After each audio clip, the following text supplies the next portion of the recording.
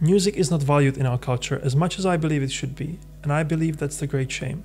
I'm gonna read you a short article from my website, Why Do I Think That Music Should Be Valued More? And then I'm gonna jump to the video where I describe some philosophical reasons why I think that music isn't valued as much in our society. So why should we value music?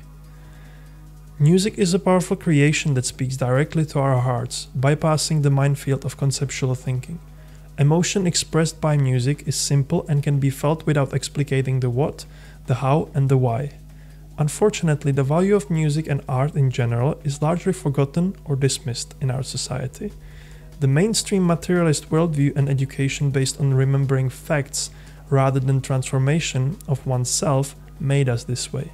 My mission is to help people see the true value of music and use musicianship as a practice and metaphor for deep dialogue and human communication. So why we aren't valuing music as much as we could?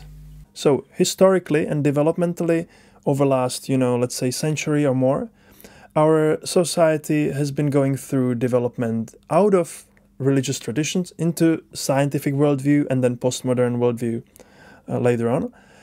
And largely we are still in this scientific, materialistic worldview. Now there is this fundamental question of philosophy, question of ontology, meaning what is reality? And the materialistic worldview largely says that the bottom level of reality, meaning the atoms and the particles, are more real. Now listen carefully, this is important. More real than the top level, meaning our ideas, our mind, and stuff like that. Our mainstream worldview still is what is real is what we can measure. That's our epistemology. We're focusing on what's measurable. And guess what?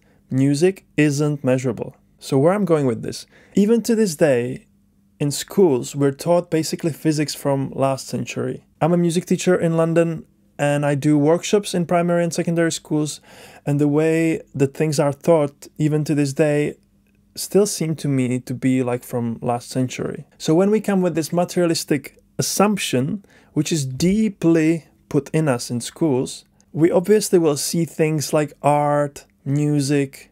I'm not just trying to privilege music, but art in general, and not just art actually, like myth and stories. We see them somehow as less real. They're just stories. Music is just kind of feelings, but we don't acknowledge the transcendental spiritual aspect of those. I'm deeply inspired here by work of John Verveake, who's Canadian cognitive scientist and psychologist. He has a great channel on YouTube. I really recommend to check out especially his series Awakening from the Meaning Crisis. But the reason I'm mentioning him is because he proposes something that's called 4 P's of knowing, 4 types of knowing. So the kind of knowing we're most familiar with and our culture is very fixated on is propositional knowing. This is knowing that something is the case. This is knowing that cats are mammals, knowing that 2 + 2 = 4.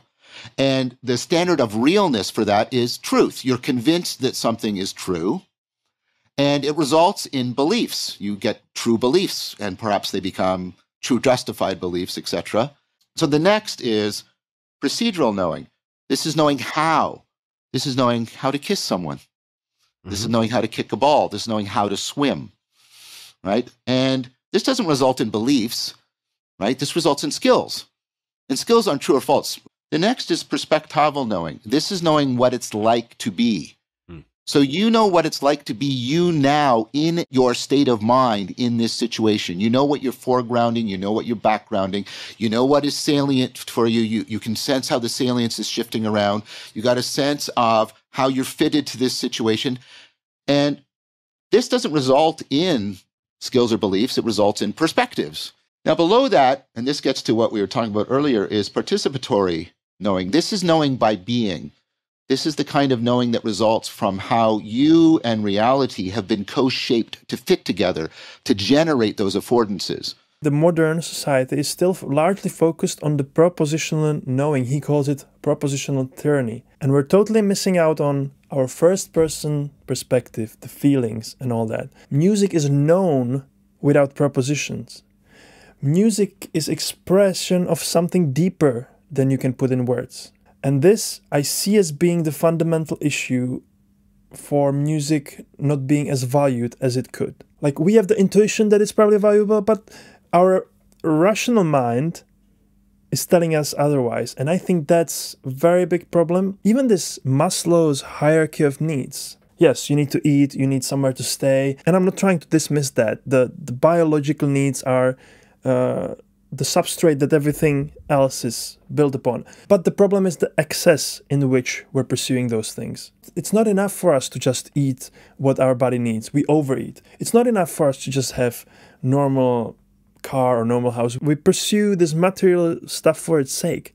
And that's where the problem lies. And that's where we basically missing out on incredible transformative experiences through all kinds of practices, which I believe music being one of them. And now that brings me to the last point of this little rant, if you will, or this little video, and that's about music as a spiritual practice. So first we need to create space for music to be acknowledged as actually being real and valuable, not just kind of very weird, wacky stuff that people do because they're bored. And then secondary, I think there is a space to not necessarily replace religion, but to create new ways of spiritually developing ourselves. And I can really see music being one of them. And I'm currently working towards a workshop where I could share fundamental skills and practices from music,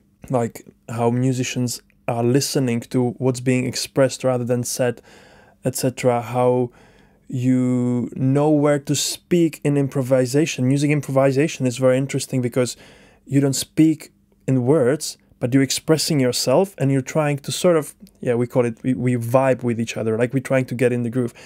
So all of these things I have in my mind, I'm trying to develop them. I'm trying to learn from powerful thinkers like John Verveake, and hopefully we can bring music back and we can make it real. We can teach musicians like myself do business better, and we can take over the culture. So let me know in the comments what you think. If you think that this is an issue at all, or if you think that music isn't valuable, or just anything, just comment down below whatever you can think of. To wrap this video up, I'd like to share with you a comment that I found under one of Rick Beato's videos. He's an educator and musician, producer, big YouTuber. And I think the comment sums it up very nicely, the point that I'm trying to make here.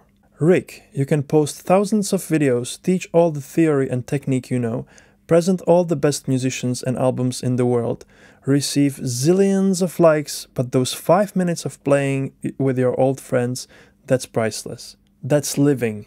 That is celebration of life. Enjoy the ride. Thank you for watching. Please subscribe. Keep it funky. And see you in the next video.